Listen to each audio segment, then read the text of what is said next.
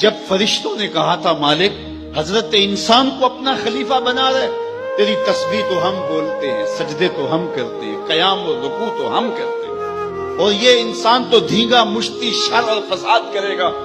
जवाब आया था इन्नी आलमु मा ला तालमून, फरिश्तों जो मैं जानता हूं वो तुम नहीं जानते। तुम्हारी नजर अनासर अरबा पे है, आग हवा मट्टी पानी इन चारों का मजमुआ फसाद नहीं करेगा तो और क्या होगा। लेकिन तुम्हें ये नहीं पता कि अगर इस अनासर अरबा में मोहम्मद अरबी का लुआब मिल जाए तो फिर हुसैन बनता है।